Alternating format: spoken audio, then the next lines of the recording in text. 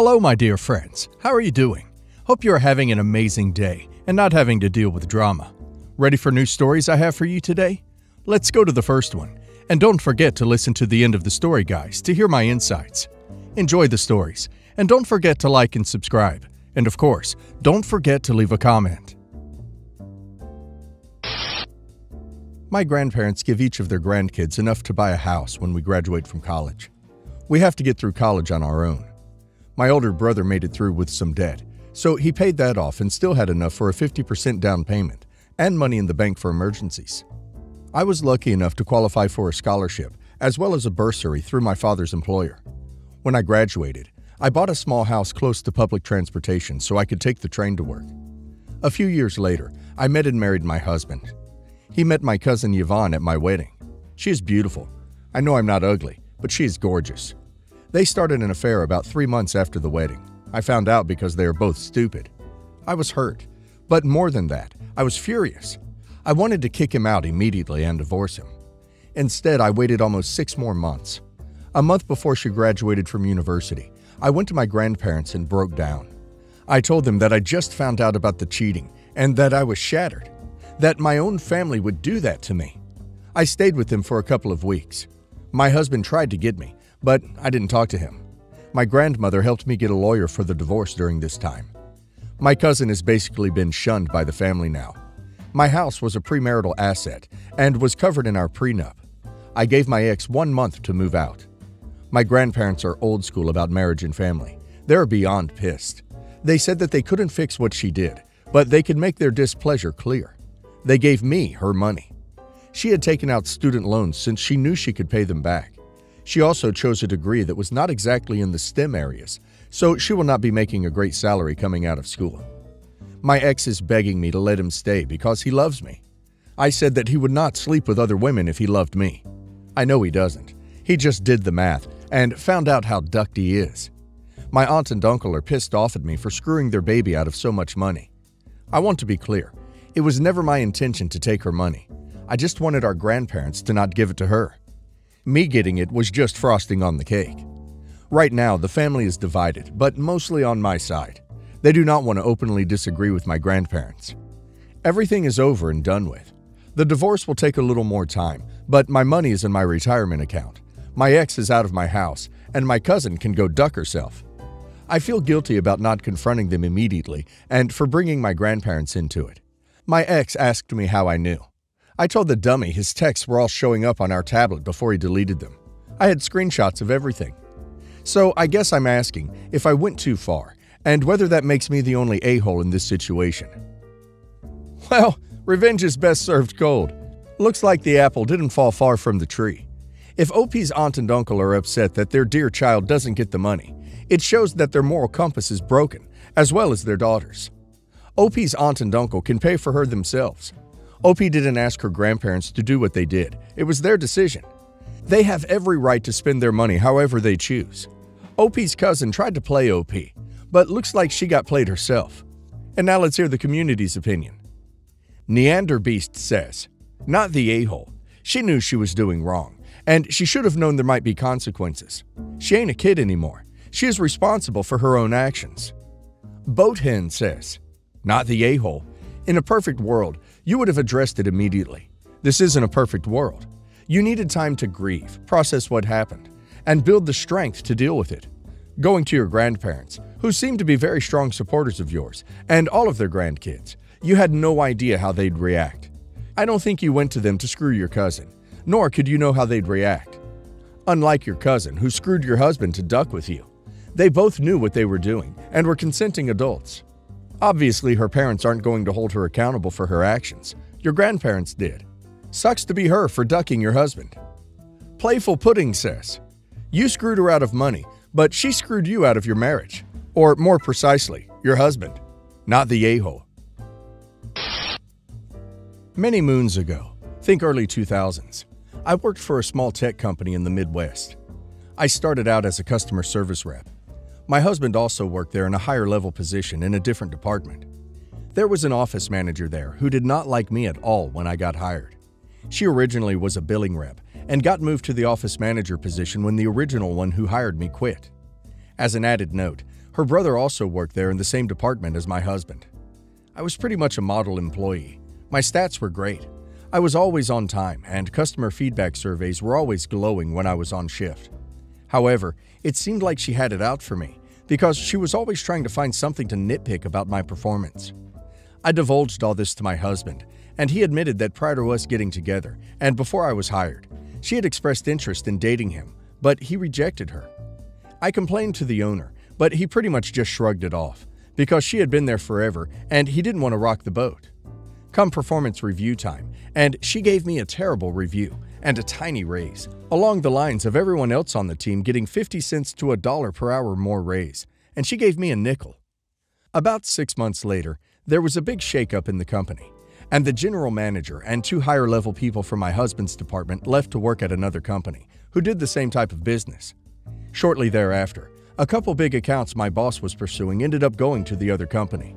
Thinking that perhaps information about the accounts he was trying to land was leaked to the other company, he sent a couple people home, with pay, for 2 days while he investigated, including the office manager who hated me. On day 2, he met with the team and confirmed that there was no leak, so he would be bringing the workers back in. Cue petty revenge. I had found the office manager's blog some time ago, and she had been posting frequent updates since the shakeup. When she was sent home, she posted multiple updates about the situation, including how she figured the owner would screw up payroll, not pay taxes, and get in trouble with the IRS. She also posted some pretty derogatory things about the owner. She did make a feeble attempt to keep it anonymous by spelling everyone's names backwards and making up a fake name for the company, but it was very clear it was her and our company she was talking about. After the team meeting, I asked to meet with my boss alone and showed him all the posts.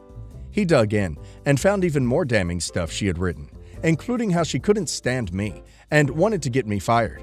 I hadn't even seen that post until then. I couldn't contain my crap-eating grin when she returned to the office, only to be told to pack up her stuff and go. Within a year, I had a big pay bump and a promotion to management, and I assume she is off somewhere making people miserable. An excellent example of actions meeting consequences. Well done for OP. Well deserved. OP's promotion and her karma. Well deserved. I have secured an apartment for my baby and me, and I've put everything in order and prepared for custody, shared or otherwise. I've divided the money and transferred my share to a third account, and it will stay there until the divorce proceedings and the dividing of the assets. I found out that my husband was having an affair while I was postpartum. I thought that I would die because I love him, and it felt like my heart was broken into a million pieces. I knew that it was over, but my curiosity got the best of me. I wanted to know why. What was it she had that I didn't? Did he love her? I started reading his texts, and everything was there. He felt like he was alive again. He was happy and excited. She's single and childless, so she had all the time in the world to make him her priority. He felt seen and desired by her.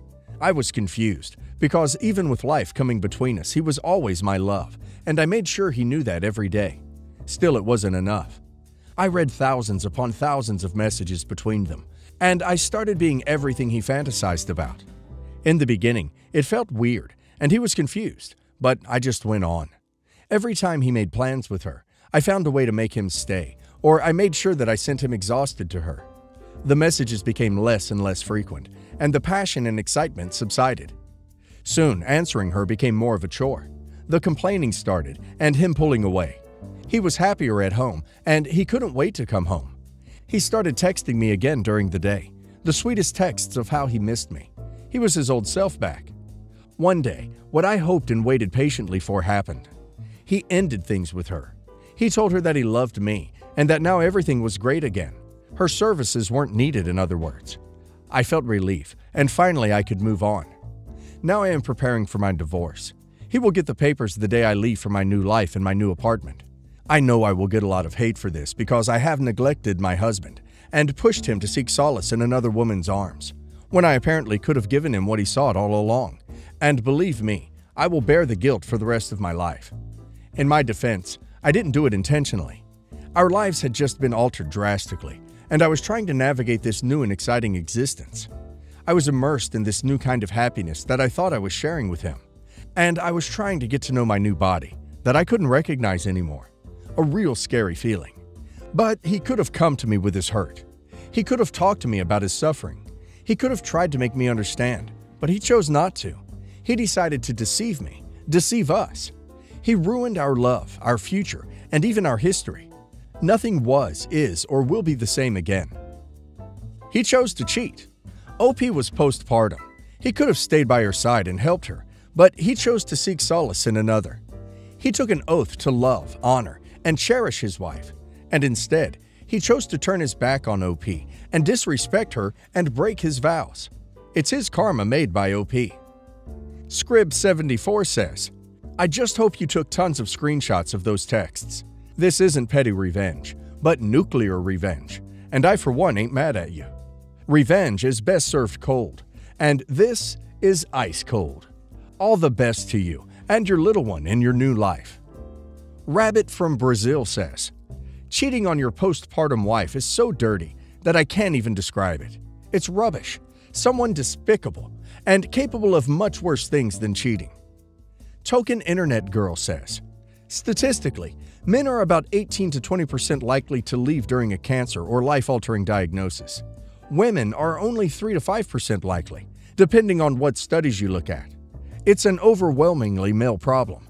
In recent years, nurses have started talking about having training to handle the fallout while the wife is on chemo and her husband is cheating or leaving her.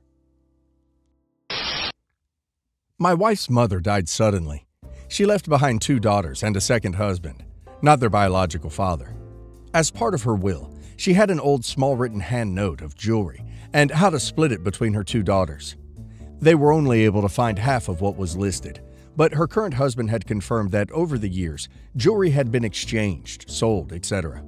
What was left was split, and my wife came back home devastated by her death, not concerned about the missing jewelry. She just missed her mother. Well, soon after, we got a certified letter in the mail that my wife's sister was suing her for the jewelry, saying she believed my wife had stolen the pieces and she wanted compensation. The judge threw it out. My sister-in-law tried again. Again it was dropped, and the judge told her to stop wasting the court's time. We have had zero communication or contact with her since all this.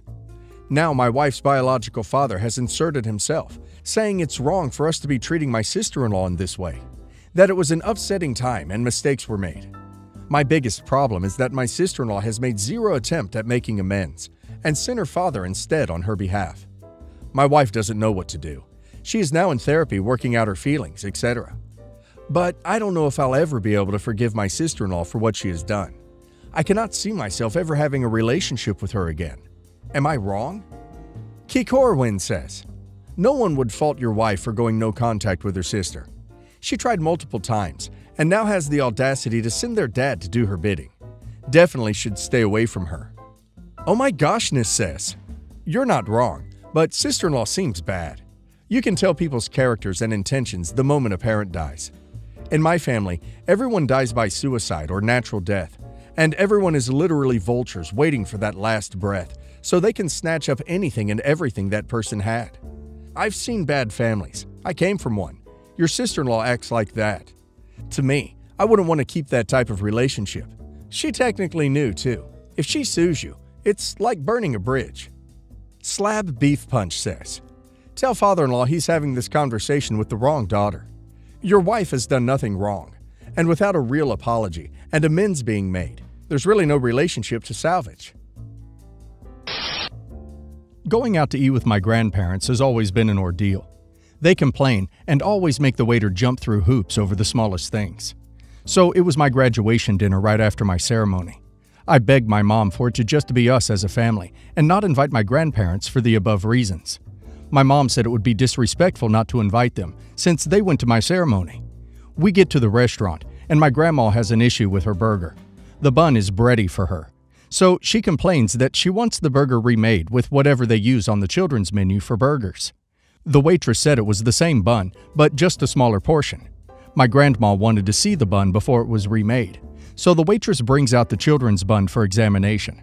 My grandma didn't like it and asked for sandwich bread for her burger, but the waitress explained that all the sandwiches they had are served on Texas garlic toast.